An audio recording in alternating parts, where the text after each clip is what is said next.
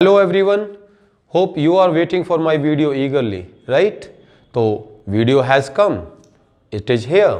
चलिए स्टार्ट करते हैं। आज की वीडियो में हम यूज टू बी और यूज टू हैव का प्रयोग करेंगे। तो फ्रेंड्स, यूज टू बी और यूज टू हैव दोनों का डिफरेंस पहले समझ लीजिएगा। यूज टू बी का प्रयोग बी और यूज टू हैव का प्रयोग दोनों ही प्रयोग पास्ट में होंगे, लेकिन यूज टू बी का प्रयोग लगेगा बेसिक सेंटेंस में और यूज टू हैव का प्रयोग होगा पॉजेसिव सेंटेंस में। हमने दोनों पॉइंट्स को सेपरेट करके लिखा हुआ है। यहाँ हमने यूज टू बी को एक्सप्लेन किया है, इधर हमने यूज टू हैव को एक्सप्लेन किया है। दोनों ही पास्ट में यूज होगा। कहो दिल से, शार्प इंग्लिश एकेडमी फिर से। चलिए फ्रेंड्स शुरू करते हैं। Use to be. Use to be का प्रयोग तब किया जाएगा जब सब्जेक्ट किसी ऐसे माहौल के बारे में, पास्ट में ऐसी जगह के बारे में, ऐसे प्रोफेशन अथवा ऐसे एडजेक्टिव के बारे में बात करता है जिसमें वह अथवा कोई और हुआ करता था, यानी कुछ किया नहीं करता था। एक्शन नहीं आएगा इस सेंटेंस में, वर्ब नहीं आएगी, ये पास्ट का सिंपल बनेगा। इसकी पहचान क्या रहेगी? सब्जेक्ट कहीं पर कुछ हुआ करता था।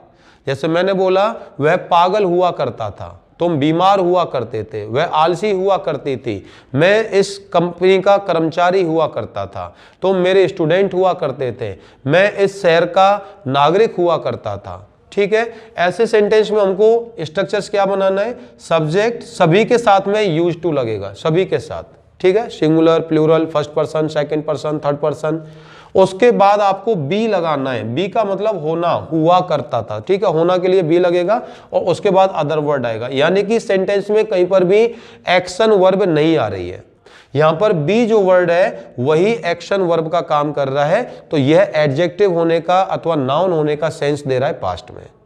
एक एग्जाम्पल हमने यहां पर लिया, तुम नाराज हुआ करते थे।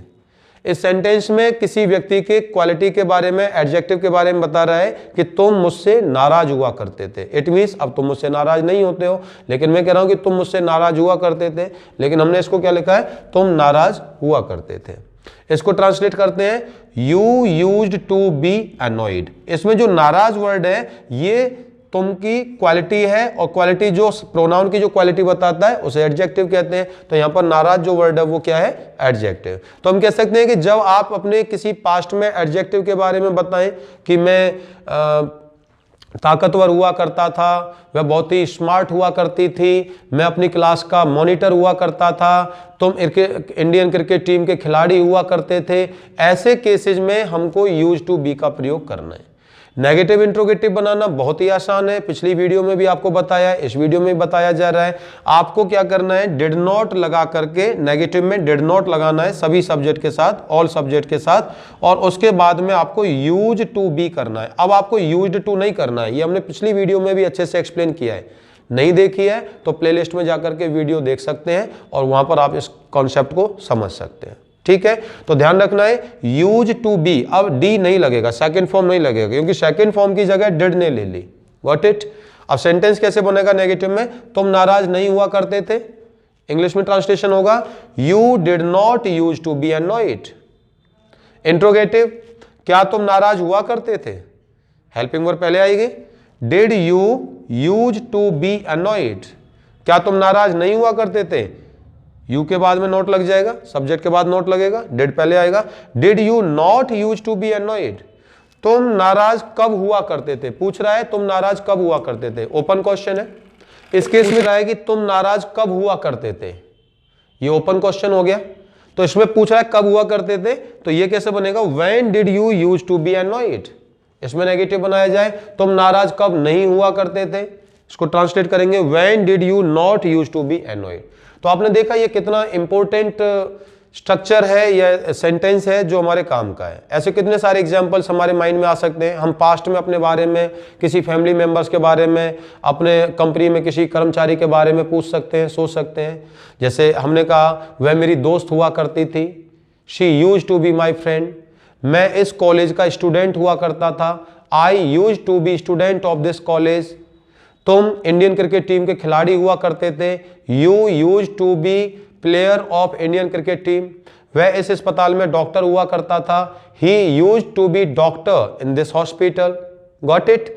ये हुआ हमारा यूज टू बी का प्रयोग। ध्यान रखना है, की एलिमेंट्स को ध्यान रखना है। सेंटेंस बेसिक होना चाहिए, सेंटेंस पास्ट का होना चाहिए, सभी केसेज में यूज टू बी का प्रयोग करना है। मुख्य क्रिया नहीं आएगी क्योंकि ये सिंपल अथवा बेसिक सेंटेंस है। Got it? स्ट्रक्चर्स यहां पर लिखा हुआ है। अब बात करते हैं यूज टू हैव। ये भी फ्रेंड्स इसी की तरह ही यूज किया जाएगा, लेकिन थोड़ा सा डिफरेंस है, वो डिफरेंस समझ लेते हैं। पहली बात तो यूज टू हैव का प्रयोग भी पास्ट में किया जाएगा, हमने लिखा भी हुआ है पजेसिव सेंटेंस इन पास्ट। तो पजेसिव का मतलब समझ लेते हैं। पजेसिव का मतलब होता है अधिकार।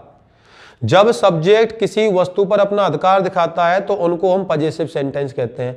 अभी भी सेंटेंस में सब्जेक्ट कोई एक्शन नहीं कर रहा है, he is not taking any action, but क्या कर रहा है, सब्जेक्ट किसी वस्तु पर, किसी नाउन पर, वस्तु मतलब नाउन, सब्जेक्ट किसी वस्तु पर अपना अधिकार बता रहा है कि पास्ट में उसके पास कोई वस्तु हुआ करती थी अथवा वह किसी वस्तु को रखा करता था।